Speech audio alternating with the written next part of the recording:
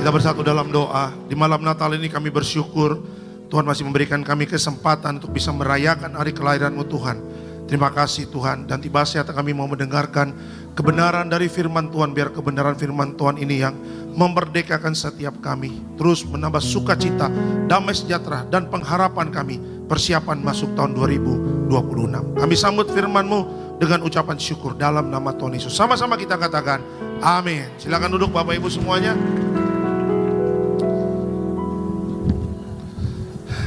Puji Tuhan, haleluya. Ada Shalom Tiberias. Apa kabar Bapak Ibu semua? Luar biasa, senang kembali bisa bertemu dengan Bapak Ibu ibadah malam Natal yang luar biasa ya. Tiberias Kelapa Gading Nias. Puji Tuhan, mohon maaf Bapak Ibu agak telat banget ya karena macetnya minta ampun. Jadi saya putuskan pendeta naik ojek Bapak Ibu ya. Pendeta naik ojek. Mobil tim saya masih pakai mobil, masih di jalan. Saya lihat ada tukang parkir lagi ngerokok-ngerokok. Saya bilang, "Bang, mau uang nggak?" "Mau, tolong antar saya ke gereja." Ya udah kebut-kebutan Bapak Ibu ya. Sambil dia ngerokok, asapnya abunya kena mata saya lagi. Aduh.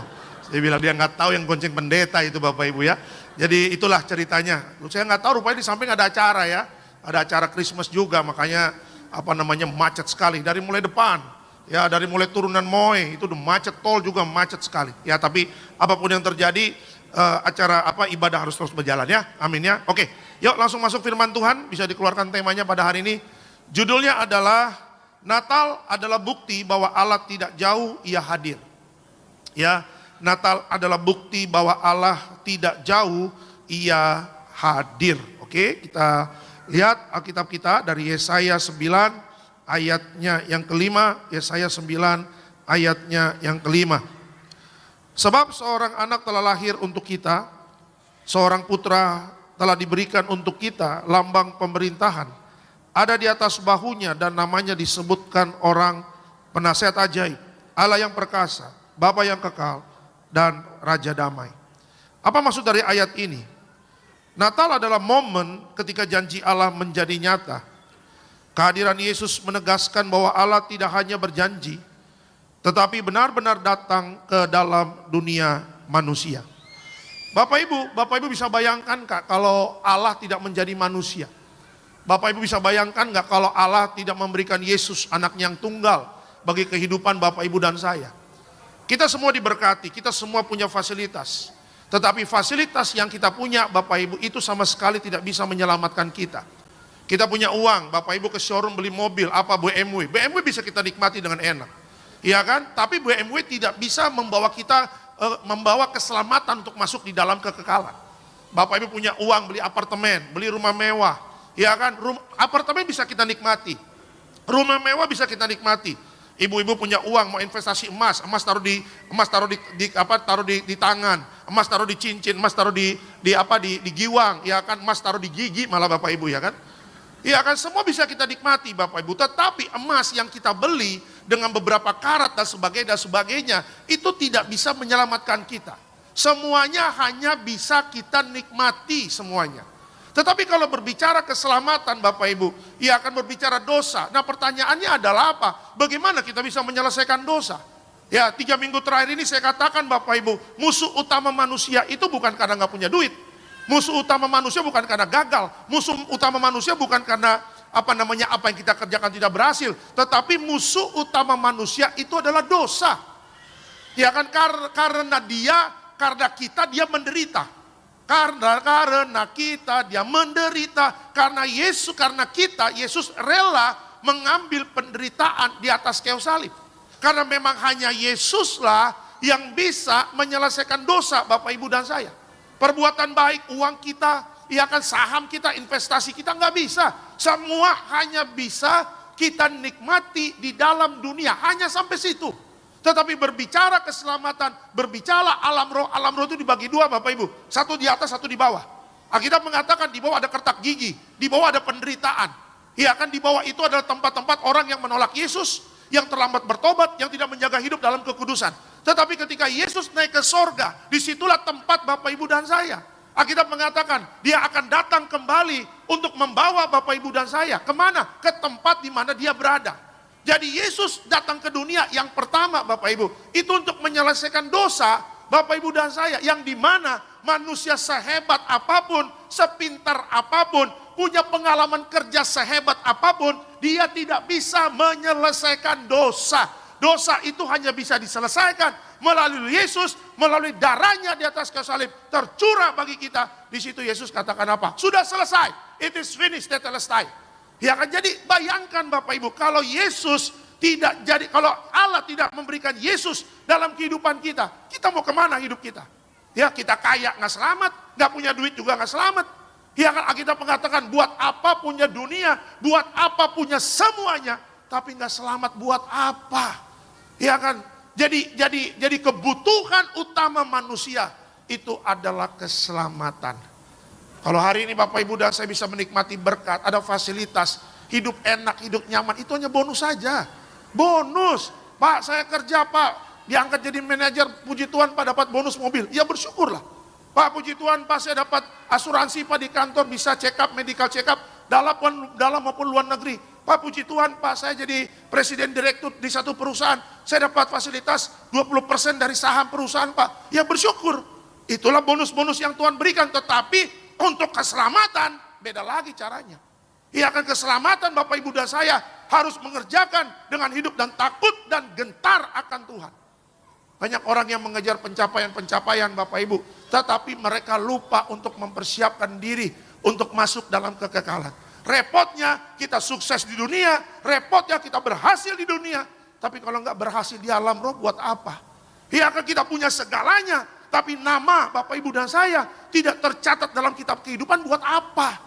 Ya, target Bapak Ibu dan saya, namaku, namamu, nama kita semua yang ada di Tiberias yang nonton, baik di gereja maupun live streaming, target kita adalah apa?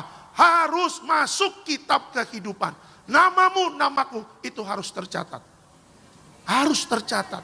Karena kalau nggak tercatat Bapak Ibu, kita mau minta, Tuhan tolong dibantu, kata Tuhan, emang bikin SIM tolong dibantu. Emang bikin ijazah, emang bikin KTP. Iya kan, emang apa namanya tolong dibantu buat proyek. Enggak, ini beda bos. Iya kan, ini adalah apa? Pekerjaan rohani yang harus kita tekuni, konsisten.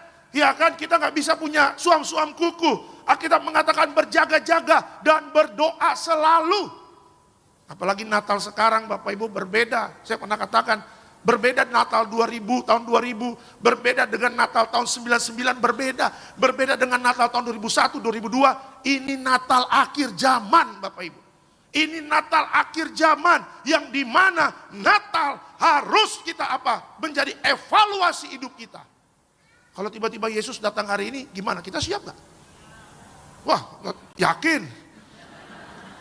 Semalam ada yang pulang dugem tuh saya lihat tuh, ya kan? Iya, muka-muka cap orang tua kolesomnya masih ada itu. Iya kan, di kantongnya masih ada rokok, gudang garam Bapak Ibu, ya kan? Gimana gitu loh. Iya kan, gak bisa cuma bilang siap, tapi kata Tuhan, aku tidak melihat persiapanmu. Aku punya CCTV, mataku melihat, engkau perkatakan siap, tapi di hidup hari-harimu, engkau tidak mencerminkan orang-orang yang mempersiapkan diri dengan baik. Ya, Ibu Gembala mengatakan Bapak Ibu, ya kan, bahwa Yesus akan datang kedua kali. Yesus datang kedua kali berbeda dengan Yesus datang pertama. Yesus datang pertama buat mati, buat menyelamatkan bagi Bapak Ibu dan saya. Tetapi kedatangan yang kedua, dia adalah menjadi Allah yang hakim yang adil.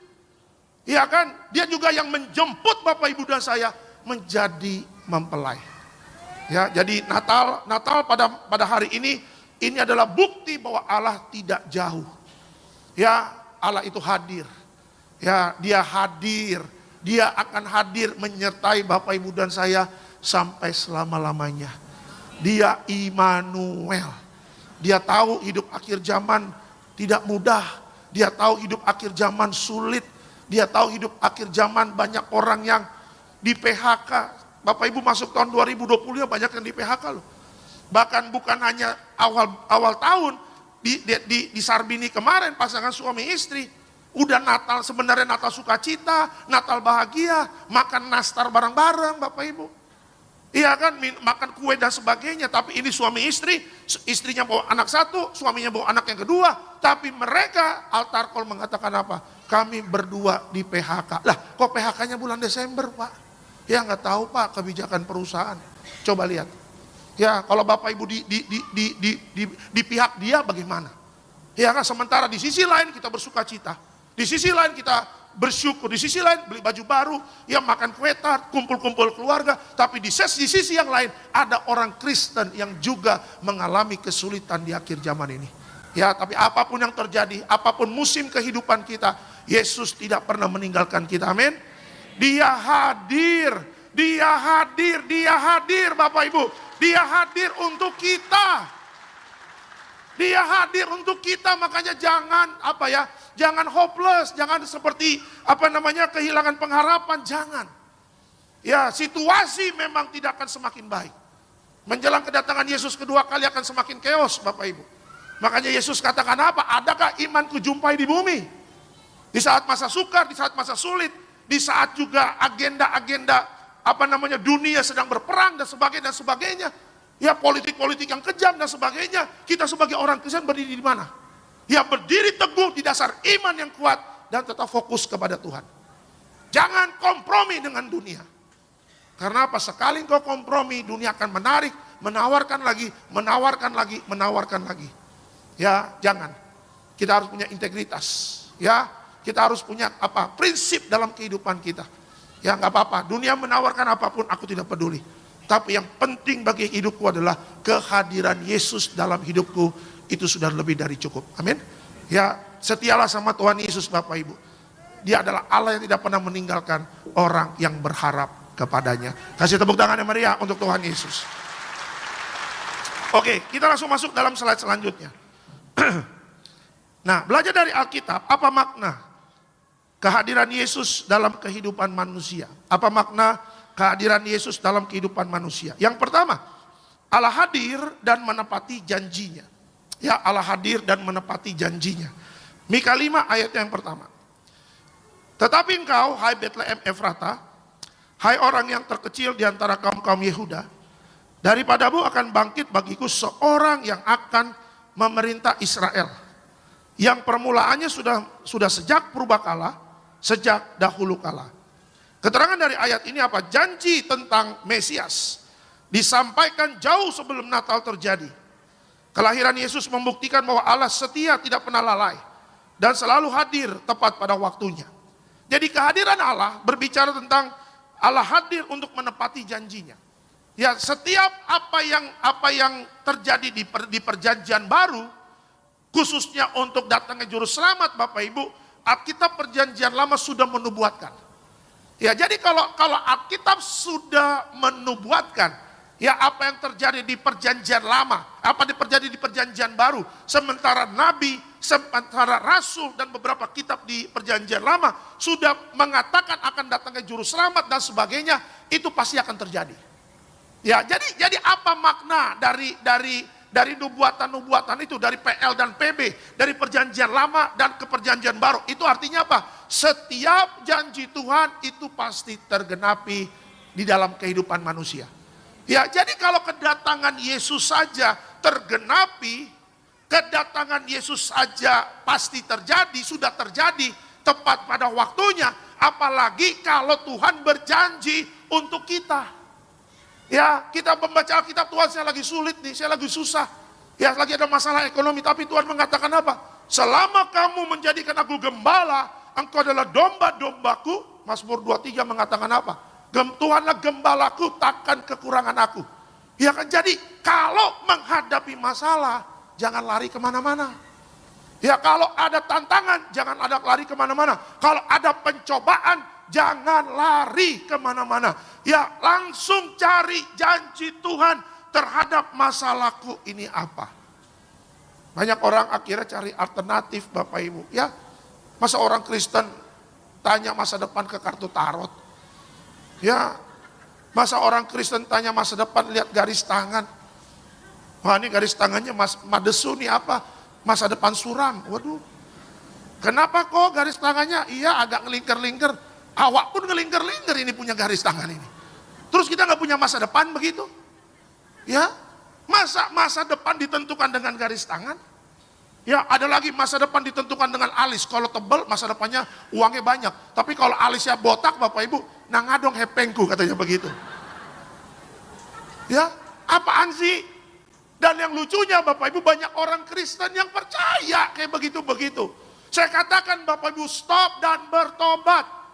Ya kan, kalau Bapak Ibu dan saya mau melihat masa depanmu diberkati, kalau kita mau melihat ada terobosan di tahun 2025, harus percaya janji Tuhan. Dan janji Tuhan itu harus dipercaya, direnungkan, dan diperkatakan, diproklaim, dideklarasikan untuk kita. Ya, kalau istilah orang dunia, sains afirmasi Bapak Ibu. Bangun pagi, ya, saat teduh perkatakan firman Tuhan. Tuhan, aku bersyukur bangun pagi hari ini. Janji Tuhan kepada aku, Tuhanlah gembalaku, takkan kekurangan aku. Aku bersyukur walaupun memang keadaan lagi sulit, lagi susah dan sebagainya. Tapi janji Tuhan akan bekerja untuk memulihkan hidupku. Tuhanlah gembalaku, takkan kekurangan aku. Konsisten perkatakan, konsisten perkatakan, konsisten perkatakan. Ya, ada sakit penyakit. Tuhan, ketika aku mengangkat perjamuan kudus ini Tuhan, Engkau yang berjanji oleh bilur-bilurnya, oleh darah Yesus, aku menerima kesembuhan. Aku percaya ketika aku menerima darah Yesus, jantungku sehat. Ya kan, ginjalku sehat.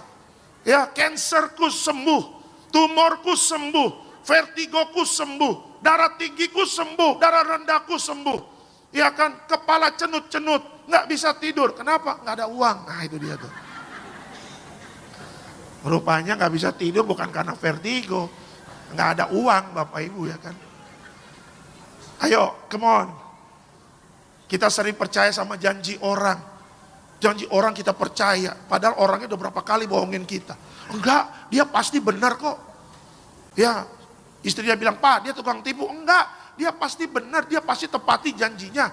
Bagian papa pasti dikasih, orang udah tanda tangan notaris kok. Jangankan yang udah tanda tangan notaris Bapak Ibu. Yang sertifikatnya udah keluar aja bisa kabur Bapak Ibu. Iya kan, tapi hanya satu pribadi yang kalau janji digenapi, tidak pernah berdusta dan track recordnya benar. Dari mulai PL kejadian sampai Wahyu perjanjian baru, Yesus tidak pernah berubah. Dia akan selalu menepati janjinya, amin. Tepuk tangan yang meriah untuk Tuhan Yesus. Dia selalu menepati janjinya. Dan dia harus dipercaya oleh kita. Karena kalau nggak percaya sama Tuhan, mau percaya siapa lagi? Ya, manusia bisa mengecewakan Bapak Ibu. Suami bisa mengecewakan, istri bisa mengecewakan.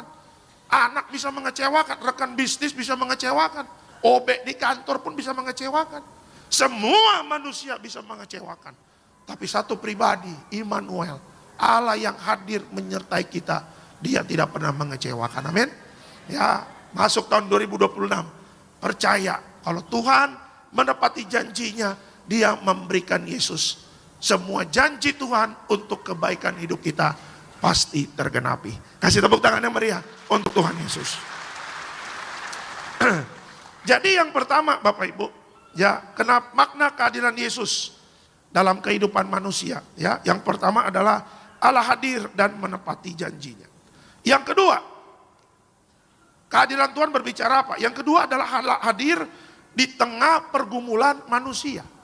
Ya, Allah hadir di tengah pergumulan manusia. Kita lihat Lukas 2 ayat yang ke-7. Dan ia melahirkan seorang anak laki-laki, anaknya yang sulung. Lalu dibungkusnya dengan lampir dan dibaringkannya di dalam palungan karena tidak ada tempat bagi mereka di rumah penginapan. Ya, keterangan dari ayat ini apa? Yesus lahir dalam kesederhanaan, bukan kemewahan. Ini menunjukkan bahwa Allah hadir bahkan di tengah keterbatasan, luka dan pergumulan hidup manusia. Jadi kelahiran Yesus Bapak Ibu, Yusuf dan Maria sebagai orang tuanya, mereka juga mengalami pergumulan-pergumulan. Ya, bayangin Bapak Ibu, Yesus raja loh. Ya, dia raja loh Bapak, King of King, raja dari segala raja. Lahirnya di mana? Di kandang domba, bayangin. Bapak Ibu, anak-anak lahir di mana? Rumah sakit. Pak Alek anaknya lahir di mana? Siloam Semanggi, tuh lihat tuh. Coba lihat. Bapak Ibu anakmu di mana? Ya Pak, kan saya punya duit Pak. Ya cari ruangan yang VVIP dong. Saya emang nggak mau Pak, kelas 2, kelas 3, kelas 4, kelas 5. Emang sekolah dasar ya kan. Puji Tuhan Pak dapat fasilitas kantor, jadi boleh VVIP. Ya ada ruang tamunya, ada tempat tidurnya, ada kulkasnya. Kayak apartemen loh Pak. Coba, Bapak Ibu punya uang banyak, anakmu lahir atau enggak, anakmu, Bapak Ibu lagi nunggu cucu, ya kasih rumah sakit yang terbaik, kasih dokter yang terbaik, kasih perawat yang terbaik, fasilitas anak semua, tempat tidur, popok, pampers, minyak telon, sampai minyak angin, segala-segala yang terbaik, minyak kutus-kutus, sampai minyak zaitun, minyak goreng, dan sebagainya. Semua kasih yang terbaik. Tapi raja di atas segala raja, dia datang dengan kesederhanaan. Dia lahir di kandang domba, di palungan. Dan Yesus tidak dia kalau minta fasilitas bisa, tetapi dia mengajarkan kelahiran Yesus bersama Yusuf dan Maria, mengajarkan apa? Bahwa apa? Mereka pun sebagai keluarga kecil, mereka juga mengalami pergumulan. Jadi kalau orang Kristen mengalami pergumulan, jangan cengeng. Ya, orang Kristen mengalami pergumulan, jangan menyerah. Don't give up. Jangan pernah menyerah ketika menghadapi pergumulan. Kenapa? Karena kehadiran Tuhan memampukan Bapak, Ibu, dan saya untuk bisa menyelesaikan segala perkara. Ya, makanya tulisan Paulus apa? Apa coba? Allahku akan apa? Memberikan kekuatan supaya kita apa? Bisa menang dalam segala perkara. Ya, Paulus ketika menulis itu dia juga mengalami penderitaan. Di penjara, mengalami penganiayaan, gak makan, gak minum. Ya, sakit, demam, batuk, pilek, kelaparan, gak punya uang, dikejar sama musuh-musuhnya. Tetapi Paulus tetap setia melayani. Ya, jadi kalau tahun 2026 Bapak Ibu menghadapi tantangan, ingat 2025 pengalaman-pengalaman rohani jangan pernah dilupakan. Pertolongan Tuhan jangan pernah dilupakan. Mujizatnya jangan pernah dilupakan. Kemurahannya jangan pernah dilupakan. Pertolongan-pertolongan yang ajaib jangan pernah dilupakan. Itu sebagai modal penting bagi kita untuk masuk tahun 2026. Ya, Tuhan yang sama di tahun ini, Tuhan yang sama di tahun depan, tidak pernah meninggalkan kita. Ya, berkatnya seperti gelombang laut yang tidak pernah putusnya. Pak Aryaji mendiang Bapak Ibu selalu mengatakan, kalau kita hidup benar, ya kita jaga hidup kudus, berkat you. Saya selalu kopi ya kalau Bapak bilang, ya berkat you son, seperti gelombang laut yang tidak pernah putusnya. Ya, Bapak Gembala selalu mengatakan, dia jadi pendeta nggak pernah minta-minta. Ya, kalau cerita masa lalu Tiberias, kolekte aja dulu nggak pernah, malah yang datang dikasih makan Bapak Ibu. Tapi Tuhan bilang kalau kolekte boleh. Buat apa? Operasional gereja. Ya bayar gedung, bayar listrik, cuma that's it, cuma itu aja. Ya bangku-bangku rusak dibetulin dan sebagainya. Dan live streaming ini kan bukan murah Bapak Ibu. Ya semenjak COVID ini live streaming mahal loh. Internetnya, listriknya, peralatan kameranya. Ya kan, belum TV-nya, belum 3D-nya, muka kita yang jelek jadi ganteng Bapak Ibu ya kan. Tuh, nah itu dia tuh. Muka A itu. Coba lihat Bapak Ibu, ini karena kecanggihan teknologi. Ya kan, tapi kan ini kan harus bayar Bapak Ibu, harus beli Bapak Ibu, ya kan. Tapi kan nggak pernah minta-minta sama jemaat. Ya Tuhan bilang kalau kolektif boleh, persembahan boleh, hanya sampai itu. Ya, makanya ayo, tidak ada perkara yang mustahil, amin. Ya, maju terus di dalam Tuhan. Ingat bagaimana cara Tuhan menolong kita di masa lalu. Ya, dan bawa itu kenangan bersama Tuhan untuk masuk ke masa depan. Tuhan yang sama akan selalu menolong kita. Kasih tepuk tangan yang meriah untuk Tuhan Yesus. Haleluya. Dan yang ketiga Bapak Ibu, kehadiran Allah berbicara apa? Allah hadir untuk menyelamatkan. Ya, Allah hadir untuk menyelamatkan. Kita lihat Matius 1 ayat 21. Ia akan melahirkan anak laki-laki dan engkau akan menamakan dia Yesus. Karena dialah yang akan menyelamatkan umatnya dari dosa mereka. Keterangan terakhir, kehadiran Yesus adalah jawaban Allah atas masalah terbesar. Terbesar manusia itu dosa. Natal adalah awal dari keselamatan yang dikerjakan Allah bagi kita. Ya, tadi saya katakan, ya masalah terbesar manusia yaitu dosa. Jadi Bapak Ibu harus tahu, di bawah kolong langit ini, yang hanya bisa menyelamatkan umat manusia dari dosanya hanya Yesus. Sama-sama katakan sama saya, Yesus menyelamatkan manusia, menebus dosaku. Amin. Jadi jangan pernah jual Yesus. Ya, jemaat Tiberias maupun yang live streaming, jangan pernah jual Yesus. Cuma pengen gara-gara naik jabatan. Pak, ini presiden direktur kosong nih Pak. Sepertinya Bapak mantap nih, bisa nih, oke. Tapi mohon maaf Pak, ya Bapak harus pindah dari Manchester United ke Manchester City. Oh gitu, jadi yang presiden direktur Manchester City, iya Pak. Bapak mau pindah ke Manchester United, tapi jangan bilang-bilang boleh, tenang aja Pak, rahasia terjamin. Presiden direktur berapa lama sih? 5 tahun paling. Tapi kalau RUPS, rapat umum pemegang saham, diolah lagi, oh kami nggak mau, dia kurang bagus, diganti Bapak Ibu. Iya, kekekalan berapa lama? Nggak kehitung.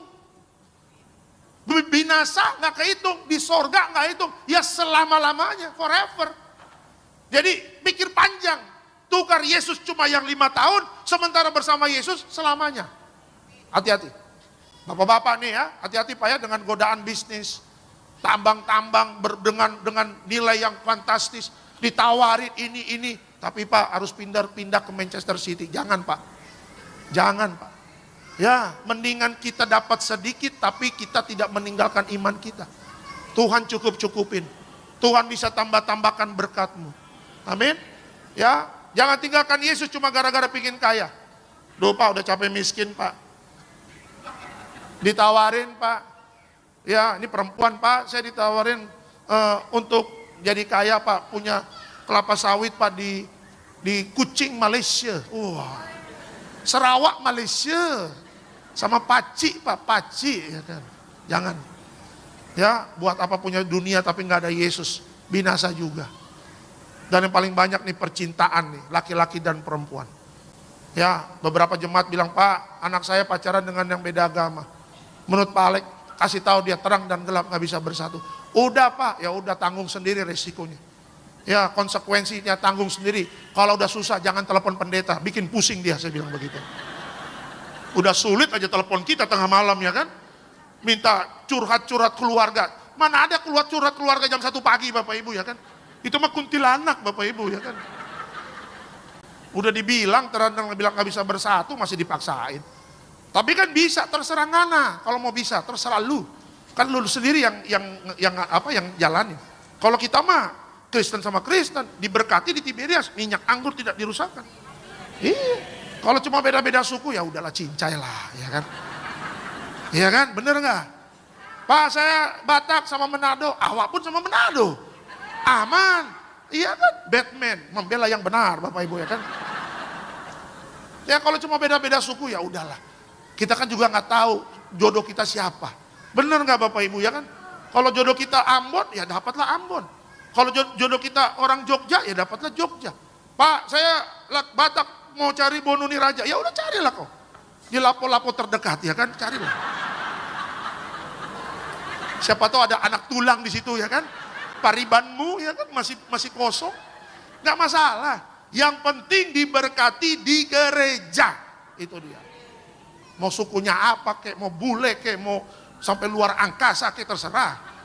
Yang penting harus sama-sama Kristen, percaya Yesus, takut Tuhan, ya dan hidupnya memang sudah bertobat, jaga hidup kudus ya. Jadi Tuhan Yesus datang mau menyelamatkan, jangan sia-siakan keselamatan ya. Di bawah kolong langit ini hanya Yesuslah yang bisa menyelamatkan kita. Kasih tepuk tangan yang meriah untuk Tuhan Yesus. Haleluya. Kesimpulan terakhir, yuk kesimpulan.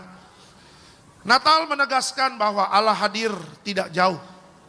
Ia hadir setia pada janjinya dan datang untuk menyelamatkan manusia melalui Yesus Kristus.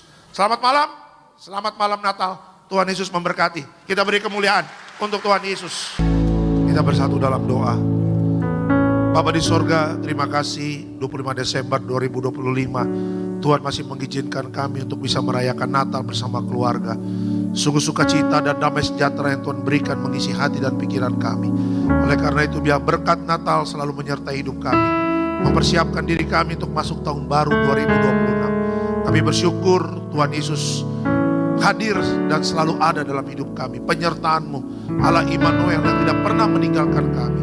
1 tahun ini kami banyak mengalami tantangan-tantangan, tapi kami juga banyak mengalami pertolongan-pertolongan Tuhan.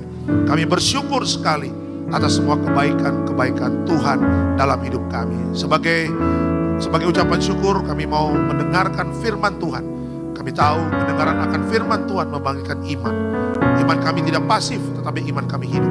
Apa yang tidak mungkin bagi kami ketika kami beriman kepada Tuhan, perkara-perkara besar Tuhan berikan kepada kami. Kami mengucap syukur yang siap diberkati oleh firman Tuhan dalam nama Tuhan Yesus. Sama-sama kita katakan amin. Silakan duduk Bapak Ibu semuanya. Puji Tuhan, haleluya. Ada Shalom Tiberias. Apa kabar Bapak Ibu semua? Luar biasa. Selamat Natal 2025. Saya Pendeta Alexander Simanjuntak bersama keluarga mengucapkan selamat Natal buat Bapak Ibu semua ya.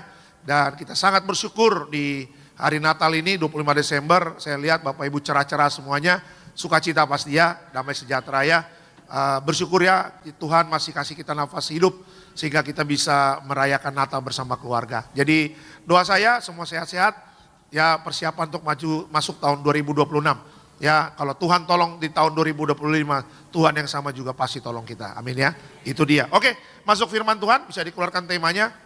Judulnya adalah Natal membentuk iman yang hidup, bukan iman yang pasif. Ya, Natal membentuk iman yang hidup, bukan iman yang pasif. Ya, kita lihat. Aduh. Lukas 19 ayatnya ke-10. Lukas 19 ayatnya yang ke-10. Ya, silakan Pak. Demikian bunyi firman Tuhan, sebab anak manusia datang untuk mencari dan menyelamatkan yang hilang. Oke, sebab anak manusia datang untuk mencari dan menyelamatkan yang hilang. Keterangan dari ayat ini apa? Natal bukan hanya peristiwa yang dikenang, tetapi tindakan Allah untuk menggerakkan iman manusia untuk merespon karya keselamatannya. Bapak Ibu, perjalanan iman orang percaya, kalau Bapak Ibu melihat flashback ke belakang, segala sesuatunya tidak akan pernah mudah. Kalau kita punya masa lalu perjalanan iman tidak mudah, untuk kedepannya perjalanan iman juga tidak akan pernah mudah. Tetapi kenapa kita bisa melihat banyak mujizat dalam kehidupan kita? Mujizat itu terjadi karena apa?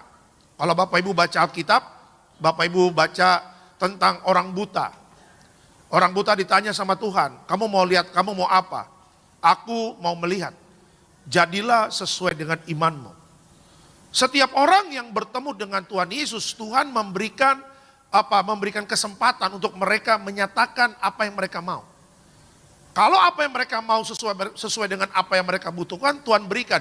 Makanya Tuhan katakan apa? Jadilah sesuai dengan imanmu.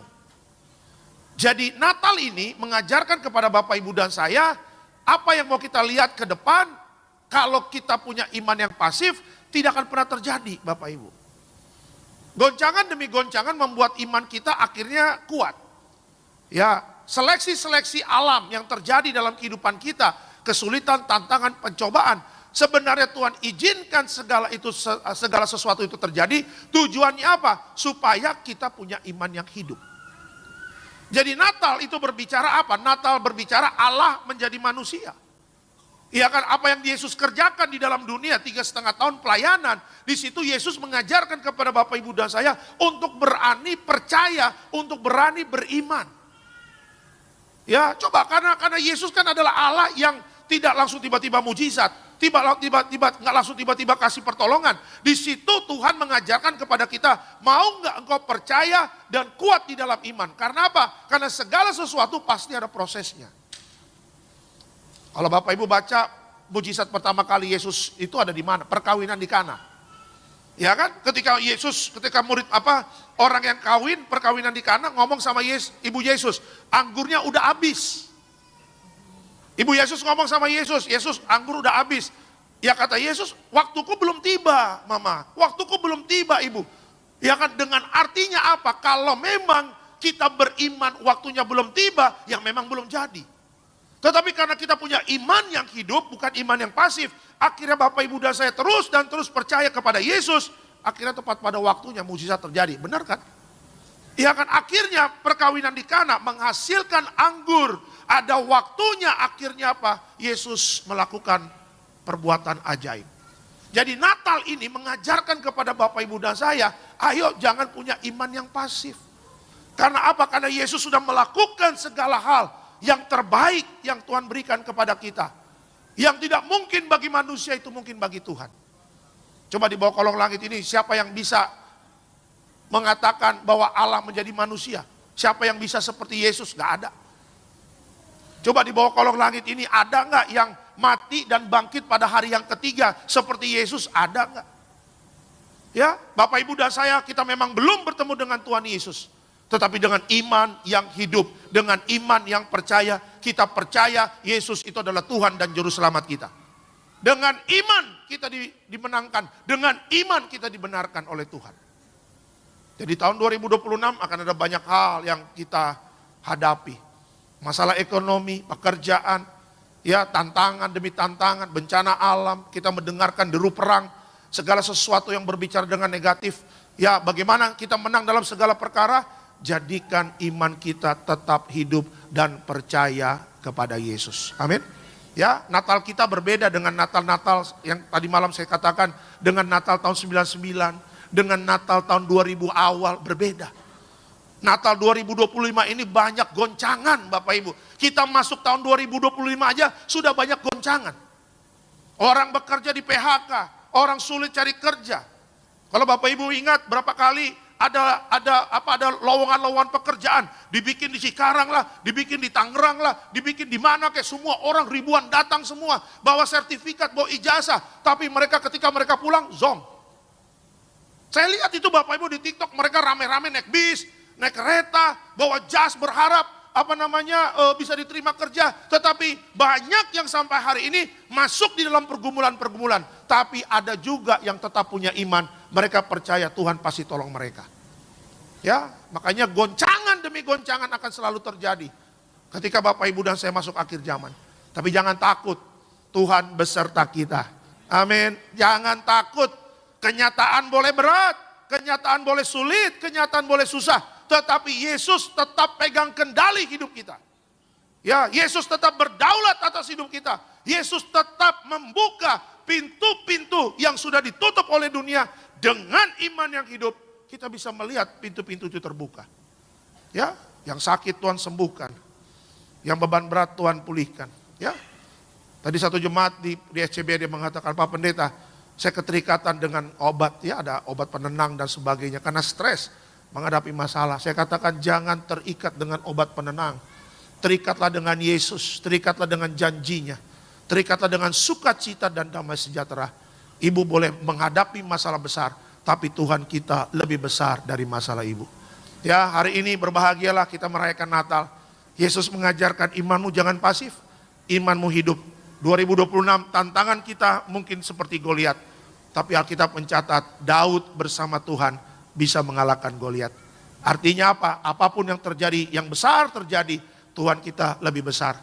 Kita punya iman yang hidup, mujizat pasti terjadi. Amin. Kasih tepuk tangan yang meriah untuk Tuhan Yesus. Oke, kita langsung masuk dalam slide selanjutnya. Nah, belajar dari Alkitab, kenapa Tuhan mau iman kita selalu hidup? Ya, belajar dari Alkitab, kenapa Tuhan mau iman kita selalu hidup? Yang pertama adalah iman yang hidup percaya di tengah ketidakpastian. Oke, iman yang hidup percaya di tengah ketidakpastian. Kita lihat Lukas 1. Ya, ayat 34 sampai 35. Silakan, Pak. Demikian bunyi firman Tuhan. Kata Maria kepada malaikat itu, bagaimana hal itu mungkin terjadi karena aku belum bersuami? Jawab malaikat itu kepadanya, Roh Kudus akan turun atasmu dan kuasa Allah yang maha tinggi akan menaungi engkau. Sebab itu anak yang akan kau lahirkan itu akan disebut kudus anak Allah. Oke, keterangan ayat ini apa? Iman yang hidup tetap percaya kepada Allah meski tidak memahami segalanya. Yusuf dan Maria tidak memahami segalanya. Kenapa Maria dan Yusuf yang dipilih Tuhan? Ya, Yusuf juga mengatakan apa? Dia hampir menceraikan Maria. Karena apa? Karena Maria sudah mengandung lebih dahulu. Ya, dan Alkitab mengatakan kepada Yusuf dan Maria, bayi yang di dalam kandungannya itu adalah bayi produk dari Roh Kudus. Yusuf dan Maria harus menjadi pasangan suami istri. Ya, kenapa Yusuf berani mengambil Maria walaupun sudah diberitahu oleh malaikat? Karena Yusuf punya iman kepada Yesus. Ya, Yusuf punya iman kepada Allah, Yusuf punya iman kepada Tuhan. Jadi masuk tahun 2026 Bapak Ibu, banyak hal yang dunia katakan tidak pasti. Bagaimana iman kita mengalami ketidakpastian? Doa saya, Bapak Ibu dan saya tetap percaya di tengah ketidakpastian Tuhan memberikan kepastian dalam hidup kita. Tuhan memberi kepastian dalam hidup kita. Jangan ragu dan bimbang, kita boleh mempunyai rencana apapun. Kita punya strategi apapun untuk masuk 2026. Tetapi harus segala sesuatunya diserahkan kepada Tuhan. Ya, saya banyak mendoakan beberapa jemaat yang punya restoran Bapak Ibu. Ya, terakhir di Sunter. Pernah lagi restoran ayam goreng, ya, ada yang kriuk-kriuknya di Bintaro. Ya, saya juga pernah mengurapi juga beberapa jemaat yang punya usaha. Dia bilang, "Pak, sepertinya kami punya pendapatan turun, Pak. Sepertinya kami punya pendapatan turun, Pak, di tahun 2025. Saya katakan, tetap punya iman enggak? Ya, menjelang tutup tahun diangkat naik sama Tuhan. Tetap punya iman enggak? Masuk tahun 2026, Tuhan pasti memberkati kamu.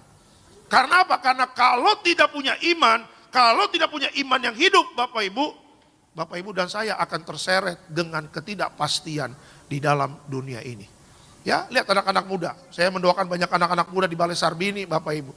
Ya, rata-rata ketika mereka datang ke gereja, mereka altar call, mereka cerita sama saya. Saya enggak, Pak, belum dapat kerjaan, Pak. Pak, belum dapat kerjaan, Pak. Ya, ada yang, Pak, sampai akhir bulan ini, Pak, target di perusahaan yang perusahaan berikan sama saya belum, Pak, terpenuhi, Pak. Ya, ada satu jemaat mengatakan, pengerja mengatakan apa? Ya, satu bulan itu harus target 5 miliar. Saya dengarnya aja lemes Bapak Ibu, ya kan. 5 miliar cari dari mana ini, saya bilang. Iya kan? Tapi saya katakan, jangan menyerah. Ya, ketika dunia mengatakan tidak mungkin, ketika angka itu membuat kita takut, kita bisa nggak mencapai target bulan ini? Kita bisa nggak mencapai target yang perusahaan berikan kepada kita? Saya katakan, punya iman yang hidup, apa yang tidak mungkin bagi manusia, itu mungkin bagi Tuhan. Ya, makanya tahun 2026 yang belum dapat pekerjaan, merasa tidak pasti, nggak yakin, punya iman. Ya, gimana caranya? Saya percaya 2026 aku pasti dapat bekerja.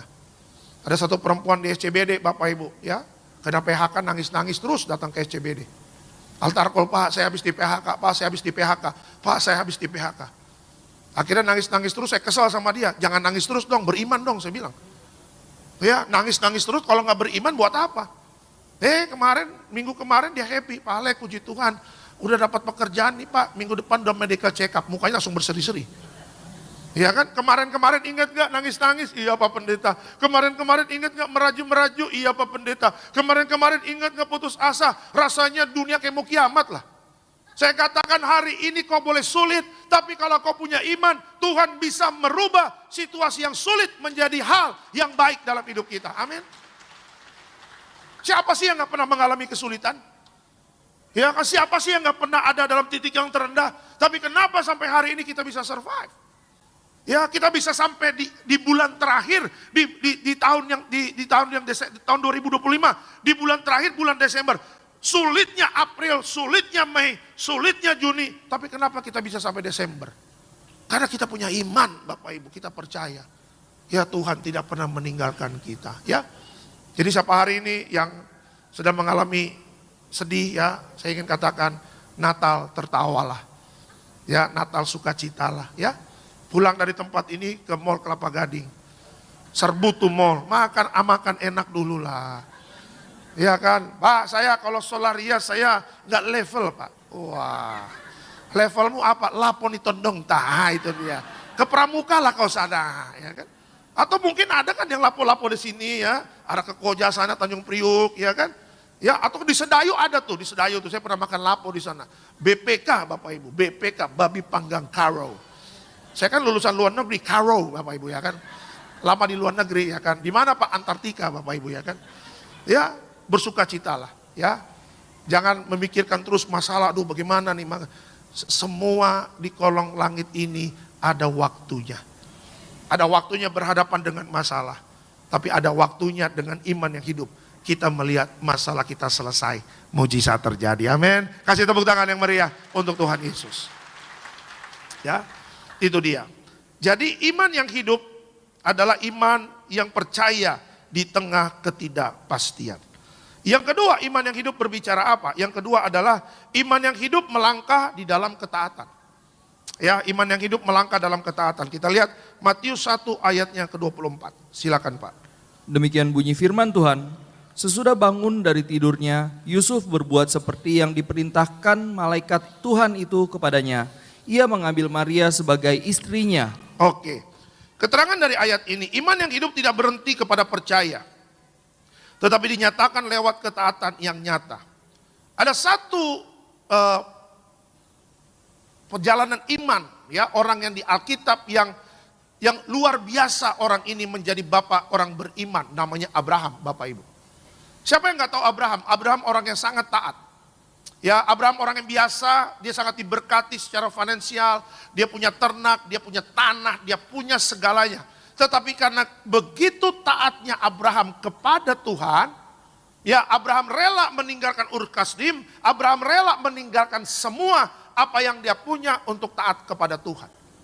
Ya, Abraham dijanjikan anak Bapak Ibu sama Tuhan, kau akan punya anak.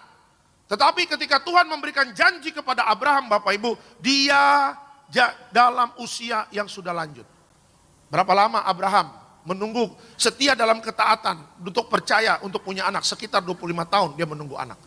Ya, setelah dia sudah punya anak namanya Ishak, Ishak tumbuh dewasa Bapak Ibu, Tuhan menguji lagi ketaatannya Abraham. Tuhan minta Ishak anaknya Abraham untuk dipersembahkan kepada Tuhan. Akhirnya karena begitu taat Abraham kepada Tuhan, dia ambil pisaunya, dia mau bunuh itu Ishak sebagai ketaatan dia, sebagaimana Tuhan meminta kepada Abraham. Tapi akhirnya Tuhan mengatakan apa? Tuhan mengatakan kepada malaikat, kasih tahu Abraham, aku sudah melihat ketaatan orang ini. Amin.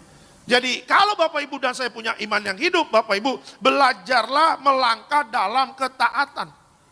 Ya, banyak orang di dalam pekerjaannya hebat, di dalam pendidikannya jago, di dalam pengalaman bekerja luar biasa, tetapi di dalam kerohaniannya luar biasa rendah Bapak Ibu. Ya, banyak orang Kristen yang tidak menghargai hari Sabat, banyak orang Kristen yang tidak menghargai namanya ibadah. Ya, karena apa? Ya karena, ya Pak, namanya hari Minggu Pak. Saya masih tetap ketemu klien Pak, akhirnya ketemu klien dari pagi sampai malam. Ya, ibadah sampai nggak sempat. Ya Pak, kan nggak ada ibadah yang sampai malam. Ini Alexander Simanjuntak sampai malam ini. Iya, kalau dibilang nggak ada ibadah tengah malam ya, sampai malam ya. Coba lihat Tiberias, Bapak Ibu mau bisnis apapun, mau difasilitasi jam-jamnya, ada semua. Ibadah paling pagi di Tiberias jam berapa? Jam 6, Pendeta Jeffrey Adolfane. Ya, setelah itu 6.30 saya tuh Tiberias Boston, Amerika Bapak Ibu ya kan. Kota wisata. Setelah jam 6 ada 6.30 itu Alexander Simanjuntak Bapak Ibu. Pak, saya bisanya jam 8 Pak, jam 6 pagi saya panitia Car Free Day. Jam 8 pagi bisa, jam 8 pagi. Kamu di daerah mana? Di daerah SCBD 8.30. Siapa? Alexander Simanjuntak. Ada lagi. Jangan tepuk tangan dulu. Burung merpatinya belum dilepas ya kan. Iya kan? Jadi kalau kita mau berbicara jam-jam mau ngomong apa? Ada. Ya, jam 10. Pak, saya di Gading Nias Pak. Kebetulan saya habis ketemu klien di Starbucks Pak. Pak, ibadah jam 10 ada? Oh ada. Pendeta Elfri Sirait. Ya, featuring ya berapa dengan Ibu Gembala. Ada pendeta Argo di sini ya. Altar call dan sebagainya. Pak, jam 12 Kelapa Gading Nias ada. Pendeta Markus Ciopatinama. Hahaha, ketawa-ketawa Bapak Ibu. Iya, itu teman saya itu Bapak Ibu, ngelawak-ngelawak juga tuh orang tuh. Iya kan? Udah begitu Pak, saya jam 2 Pak, saya mau ke SCBD, ada jam 2.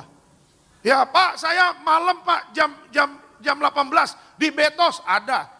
Pendeta industri Bapak Ibu, Marcel Sairang Bapak Ibu ya kan. Yang sudah terkenal, ya luar dalam sampai alam roh juga terkenal dia Bapak Ibu. Iya, ya. Ya terakhir Pak Alek, ya saya baru dari Singapura Pak, pesawat terakhir sampai Jakarta jam 9. Saya cari-cari Pak, nggak ada ibadah. Siapa bilang? Alexander Simbanjuntak jam 9 baru ibadah di tempat ini. Ya kan Pak, baru tepuk tangan tuh, baru tepuk tangan. Jam 10 baru naik mimbar. Baru khotbah jam 10. Teman saya pendeta Luki Walo dari Toraja mau pulang ke Jakarta. Dia DM saya, gila lo Lek, di Toraja udah mau jam 12 lu masih naik khotbah katanya begitu. Iya saya bilang nih habis khotbah 10.30 lanjut Piala Champion Bapak Ibu ya kan lanjut. Langsung nobar. Ya, jadi kalau kita ibaratnya mau diberkati Tuhan, dalam ketaatannya cari Tuhan aja, hari Minggu aja malas beribadah, ya bagaimana kita mau melihat rancangan Tuhan yang terbaik tergenapi dalam hidup kita. Kita nggak usah ngomong banyak lah, oh saya mau ini, saya mau itu, saya mau ini, saya mau itu. Ya seperti hari Minggu, ya hari Sabat kita hari Minggu beribadah. Alkitab mengatakan, kalau engkau sungguh-sungguh beribadah kepada Tuhan Allahmu, baca kitab Keluaran. Tuhan akan memberkati makan minummu. Ya Tuhan akan menghalau penyakit dari hidupmu. Banyak orang yang dipulihkan hidupnya ya Bapak Ibu. Dari nangadong hepeng sampai diberkati berkelimpahan. Ya modalnya cuma satu loh, dia tekun ibadah loh. Ya pinter juga kadang-kadang. Pengalaman juga kalah dengan orang yang hebat. Sekolah juga, SD-nya juga sekolah rakyat. Tetapi kenapa diberkati secara luar biasa? Rahasianya satu, ya saya menghormati hari Minggu Pak. Saya nggak pernah absen ibadah Pak. Karena saya tahu Pak, di hari Senin sampai Sabtu saya kerja cari uang, capek Pak. Tapi saya butuh untuk apa? Untuk ketemu dengan Tuhan. Dicas kembali. Karena Alkitab mengatakan cari dahulu kerajaan Allah dan kebenarannya. Semua pasti ditambahkan. Nggak tahu bagaimana tekun ibadah, tengah minggu dia datang, hari Minggu dia datang dan sebagainya. Ya mulai dapat proyek kecil-kecil, mulai yang sedang dari partai kecil, tiba-tiba jebret 2 tahun setia, langsung dapat bisnis partai besar. Ya modalnya cuma satu, taat sama Tuhan dan tekun ibadah. Ya saya lihat nih, kalau malam Natal dan Natal penuh sesak gereja ya Bapak Ibu ya. Penuh sesak loh, dari kemarin tuh Kelapa Gading macetnya minta ampun Bapak Ibu. Dari mulai turunan Moi itu ya, kampus Kwikian gitu, turunan situ, muter balik, saya aja kemarin naik ojek Bapak Ibu, ke gereja. Ada tukang parkir apotik depan tuh lagi ngerokok. Wih tukang parkir nih ada motor, bang, motor siapa? Motor saya, mau anterin saya ke gereja? Boleh, wih naik motor, bawa Alkitab, masuk ke basement, ya kan? Saya bilang saya kasih duit, wih Pak terima kasih Pak. Orang Kristen, kenapa nggak ke gereja? Saya bilang begitu. Ya kerja Pak, kerja orang, ya kan? Ya udah, coba tuh lihat Bapak Ibu ya. Ya kalau hari Natal, malam Natal aja penuh sesak. Hari biasa pengangkatan semua Bapak Ibu ya kan? Seperti pohon Natal ini ya kan? Keluar dari gudang, semua keluar dari gudang juga. Ini masuk gudang, nanti banyak juga yang masuk gudang nih. Iya, tapi bukan di Nias. Nias mau baik-baik semua. Di SCBD Bapak Ibu ya kan. Tapi saya tadi di SCBD saya bilang di Nias Bapak Ibu ya kan. Taat sama Tuhan ya. Ya taat sama Tuhan. Kita nggak usah ngomong-ngomong besar lah. Ya hari Minggu taat ibadah. Ya bapak-bapak jaga kekudusan. Kan khotbah gembala sidang Papa Reji kalau Bapak Ibu masih ingat. Kan sederhana Bapak selalu mengingatkan. Ya suami istri, rumah tangga rukun, ya damai, saling setia, jangan ada orang ketiga. Kan itu kan simple Bapak Ibu, nggak yang ribet-ribet. Ya bapak-bapak kemanapun kau melangkah, satu-satunya wanita dan istri yang kau cintai, ya istrimu itulah. Ya, hati-hati ya, apalagi kalau sudah semakin diberkati. Ya, masuk ke bank udah nggak lagi nongkrong di teller tunggu gantian. Masuk bank langsung dibuka, silakan Pak masuk prioritas. Pak nggak usah ke bank Pak, kita aja yang ngantar uangnya Pak ke rumah. Itu dia. Kalau sudah mulai ada peningkatan, doa saya harus semakin taat kepada Tuhan. Karena apa? Karena kejatuhan itu sedang mengintip orang-orang yang diangkat naik. Ya, kayak kemarin saya cerita Bapak Ibu, ada teman saya, ya dia sudah di kantornya sudah pegang manajer area di satu bank swasta. Saya pernah khotbah di bank itu. Ya, dan akhirnya Bapak Ibu, saya ngomong sama teman-teman saya, rupanya dipecat dari banknya. Kenapa? Ketahuan selingkuh. Ya udah manajer area udah bagus, fasilitas gajinya udah bagus. Ya, tiba-tiba karena dia tidak setia sama istrinya, akhirnya jatuh sejatuh-jatuhnya. Ya, makanya saya katakan hati-hati, Pak, harus tetap setia sama istri, ya. Dulu mungkin ceban goceng, setia. Sudah diberkati, harus tetap setia. Ya, dulu menikah pinggangnya 68, sekarang 86, harus tetap setia. Ya, ingat pernikahan itu masuknya bukan kasih eros, tapi kasih agape. Ya, harus tetap setia. Ibu-ibu harus tetap setia sama suami, amin. Kalau ibu-ibu mah kita nggak pernah ragu lah. Bapak-bapak yang banyak meragukan ini ya kan. Ya, anak-anak muda apalagi nih. Ya, pergaulan yang buruk merusak kebiasaan yang baik, hati-hati. Taat saja, ya. Pak, saya ingin diberkati masa depan saya. Sederhana, jaga hidup. Kuncinya satu, jaga hidup. Coba lihat Yusuf, punya modal apa dia tinggal di istana? Nggak ada. Tapi dia jaga hidup. Tuhan angkat naik hidupnya. Kita boleh pintar, kita boleh cerdas, kita boleh banyak uang. Tapi kalau hidupmu tidak berkenan di hadapan Tuhan, ya engkau akan tinggal tunggu kejatuhanmu. Tapi kalau engkau nggak punya apa-apa, tapi kau mau taat dan setia sama Tuhan Yesus, Tuhan bisa merubah yang tidak mungkin menjadi mungkin. Yang nggak punya apa-apa, kau akan diberkati secara luar biasa ketika ketaatan terjadi dalam hidupmu. Ya, makanya anak-anak muda jangan pesimis. Ya, orang tua boleh mungkin nggak banyak uangnya, nggak mampu untuk sekolah sampai tinggi. Tuhan mampu membawa engkau ke tempat yang paling tinggi. Amin ya. Mungkin orang tua terbatas secara finansial. Mungkin orang tua terbatas secara banyak hal. Tetapi Tuhanmu tidak terbatas. Ikuti apa yang Tuhan mau. Ikuti apa yang Tuhan ajarkan. Semuanya mendatangkan kebaikan. Ya, makanya kalau anak mudanya ngaco-ngaco, mabuk-mabuk, main perempuan, ya, narkoba dan sebagainya. Ya, gimana mau melihat masa depan? Kita juga pendeta bingung mau doain apa Bapak Ibu, ya kan? Ya, tapi kalau anak mudanya jaga hidup, saya percaya sesuai dengan janji Tuhan, hidupmu akan berhasil dan beruntung ya. Punya iman yang hidup, berjuang di dalam ketaatan. Alkitab mengatakan masa depanmu itu sungguh ada. Kasih tepuk tangan yang meriah untuk Tuhan Yesus. Ya, iman yang hidup melangkah dalam ketaatan.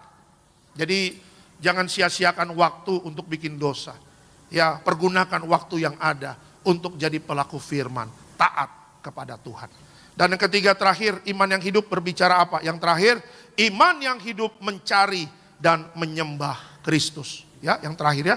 Kita buka Matius 2 ayatnya yang ke-11. Silakan Pak. Demikian bunyi firman Tuhan, maka masuklah mereka ke dalam rumah itu dan melihat anak itu bersama Maria ibunya lalu sujud menyembah dia. Mereka pun membuka tempat harta bendanya dan mempersembahkan persembahan kepadanya, yaitu emas, kemenyan, dan mur. Oke, keterangan dari ayat ini, iman yang hidup mendorong kita untuk datang menyembah Kristus dengan sungguh. Bapak Ibu jangan pernah bosan ya untuk menyembah, mencari dan menyembah Tuhan. Bangun pagi yang harus kita cari adalah apa? Ku cari wajah-Mu Tuhan. Alkitab mengajarkan kepada Bapak Ibu dan saya. Ya, Yesus bangun pagi-pagi sekali. Ngapain Yesus bangun pagi-pagi sekali? Dia mencari dan menyembah Bapaknya di sorga.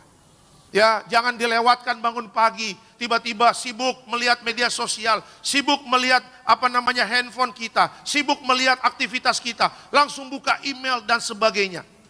Alkitab mengatakan iman yang hidup mendorong kita untuk menyembah Kristus dengan sungguh-sungguh. Ya, Bapak Ibu tahu nggak nafas kehidupan ini kapan saja bisa selesai? Nafas kehidupan ini kapan saja bisa berhenti? Ya, bangun pagi katakan sama Tuhan, Tuhan aku cari wajah-Mu. Aku sungguh-sungguh mau menyembah Tuhan. Kalau hari-hari ini aku hidup, semua karena anugerah Tuhan. Hari ini kita bisa merayakan Natal Bapak Ibu. Tapi tahun depan hidup tidak ada yang tahu. Amin. Ya, hari ini kita bisa merayakan Natal. Tapi Bapak Ibu lihat, sudah ada orang-orang yang sudah mendahului kita. Sehingga mereka tidak lagi bisa merayakan Natal bersama kita. Makanya hidup harus terus mencari Tuhan. Hidup harus sungguh menyembah Tuhan di dalam roh dan kebenaran. Sehingga apa? Roh kita kuat untuk menghadapi tantangan. Kelihatanlah orang kalau suka menyembah, Bapak Ibu suka mencari dan menyembah Tuhan. Sama orang yang gak pernah punya waktu untuk saat teduh mencari Tuhan, kualitas hidupnya pasti berbeda. Ya, mereka gampang putus asa, gampang overthinking, gampang marah-marah. Ya gampang apa? Gampang jatuh dan sebagainya. Tapi kalau orang yang tekun mencari dan menyembah Tuhan, ketika mereka menghadapi masalah, mereka tetap tenang dan mereka tetap percaya Tuhan pasti menolong mereka. Amin. Ya, jangan sia-siakan waktu yang ada. Amin. Kasih tepuk tangan buat Tuhan. Ya, kekuatan kita bukan hanya fisik, Bapak Ibu. Ya, orang boleh beli vitamin sampai jutaan. Ya, orang boleh just tip, tolong beli vitamin ini, secara fisik kita kuat. Tetapi secara roh kalau nggak kuat, kita juga pasti kalah. Ya, roh penurut, daging lemah, Bapak Ibu, daging kita ini lemah. Kita boleh cantik, kita boleh ganteng. Perut kita boleh six pack. Ya, kita punya pinggang perfeksionis, 17 Bapak Ibu ya kan. Seperti gitar Spanyol. Tapi kalau rohnya nggak kuat, nggak pernah memuji Tuhan, orang itu akan kalah juga. Ya, makanya ke depan yang akan digempur oleh iblis adalah apa? Ketenangan jiwa kita. Dengar harga akan naik, khawatir. Dengar inflasi akan naik, khawatir. Ya, dengar apa? Mencari pekerjaan sulit, khawatir. Ya, dengar akan ada nanti penyakit-penyakit sampar, khawatir. Tapi kalau dia tekun mencari dan sungguh-sungguh menyembah Tuhan, apapun yang dunia katakan, aku tidak takut bahaya karena Tuhan besertaku. Amin ya. Kasih tepuk tangan untuk Tuhan Yesus ya. Makanya beri waktu ya untuk Tuhan. Jangan kasih waktu yang sisa kepada Tuhan. Kasihlah waktu yang terbaik. Kapan waktu yang terbaik untuk cari Tuhan? Pagi-pagi sekali. Bangunlah dan cari Tuhan dengan segenap hatimu. Ya, kesusahan sehari cukup sehari. Tapi di dalam kesusahan bagi orang yang setia sama Tuhan, pertolongannya tetap ada dalam hidup kita. Amin ya. Sebagai kesimpulan dalam khotbah saya yang terakhir. Yuk, Natal membentuk iman yang hidup. Percaya, taat, dan tertuju kepada Kristus. Selamat hari Natal.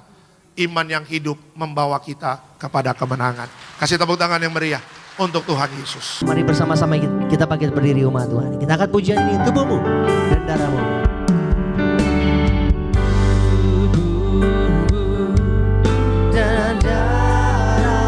Tercurah bagi kami.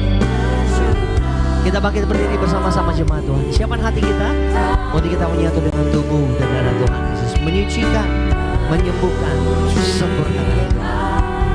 Menyembuhkan, sempurnakan hidup kami. Tubuhmu Yesus menyembuhkanku. Darahmu Yesus menyucikanku. Ku jadi baru karena kasih-Mu.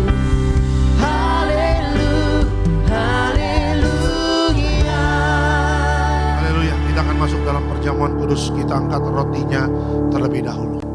Dengan iman percaya, sama-sama kita katakan, dalam nama Tuhan Yesus, inilah roti yang turun dari sorga, inilah tubuh Yesus Kristus yang tertikam tertombak di atas kayu salib. Pertama, dengan tubuh Yesus kami dimateraikan jadi warga sorga. Dengan tubuh Yesus dibangkitkan pada hari kiamat. Dengan tubuh Yesus menolak terkapar di meja operasi. menolak terkapar di rumah sakit, menolak terkapar di ruang ICU.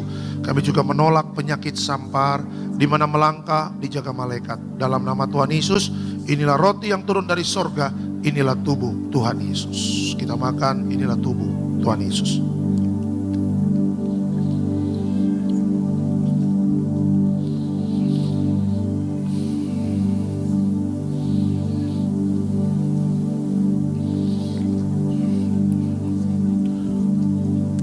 Kita angkat anggur.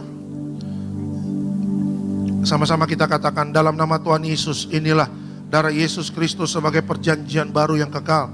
Pertama, kami bertobat, minta ampun sama Tuhan atas setiap dosa dan pelanggaran kami. Dengan kuasa darah Yesus menghancurkan setan dan perbuatannya. Hidup kami kudus, tolak perzinahan, tolak percabulan, tolak poligami, poliandri, tolak perceraian, tolak orang ketiga. Dalam rumah tangga kami ada orang ketiga, tidak bisa jadi warga sorga. Kami percaya dengan kuasa darah Yesus kami dimateraikan jadi warga sorga. Dengan kuasa darah Yesus setiap penyakit kami sembuh. Kami tolak sakit jantung, kami tolak sakit paru-paru, kami tolak sakit ginjal, kami tolak sakit diabetes, hepatitis, kami tolak darah tinggi, darah rendah, kami tolak stroke, kami tolak kanker, tumor, kista, miom, kami tolak mandul, kami tolak keguguran. Kami percaya dengan kuasa darah Yesus hari ini aku sehat, aku sembuh, mujizat terjadi. Jangan diminum dulu. Bapak Ibu terima kesempatan untuk berdoa pada siang hari ini. Berdoalah. Cari dahulu kerajaan Allah dan kebenarannya, semua pasti akan ditambahkan. Percaya Tuhan pasti dengar doa-doa kita. Tahun 2026 Tuhan tetap memberkati dan menolong kita.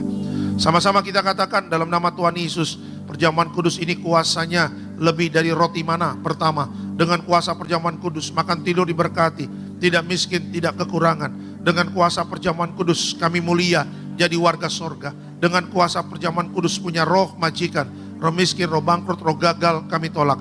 Agar pekerjaan kami, usaha kami, bisnis kami, toko dagangan kami, studi anak-anak, pelayanan, rumah tangga diberkati Tuhan ratusan ribuan kali ganda. Dalam nama Tuhan Yesus, segala dosa, sakit, penyakit, kutuk sudah selesai, diangkat di atas kayu salib. Inilah darah Tuhan Yesus.